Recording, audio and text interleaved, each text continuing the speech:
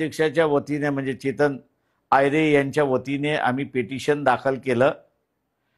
Petition दाखल करताना हे सगळे मुद्दे त्या ठिकाणी मांडले आणि आमची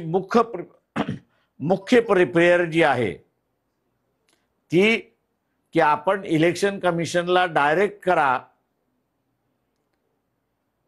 की जे कायदेशीर बंधनं आहेत की ज्याच्यामध्ये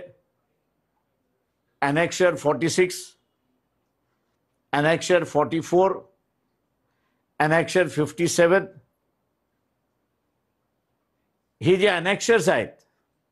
हे अत्यंत महत्त्वाचे आहेत की ज्याच्यामध्ये सगळी माहिती असताना येते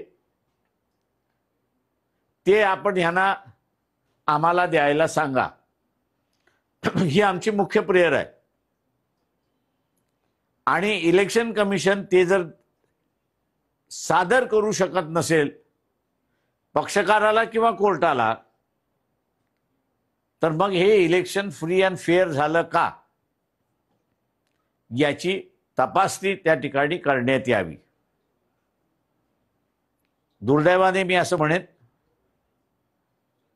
की आम्ही रिट पिटिशन जी दाखल केली म्हणजे ती रिट पिटिशन कंडक्ट वरती होती, नियमाचं पालन झालं की नाही याच्यावरती होती, संविधानिक तरतूद आहेत त्या पाळल्या गेल्या की नाही या संदर्भातली होती। परंतु कोर्टाने हिला इलेक्शन पिटिशन समजलं अशी असणारी परिस्थिती आहे आणि इलेक्शन पिटिशन समजून त्यांनी असणारा निकाल दिला अशी परिस्थिती आहे। आणि म्हणून त्यांच्या निकालामध्ये जो पहिला मुद्दा त्यांनी उपस्थित केला तो म्हणजे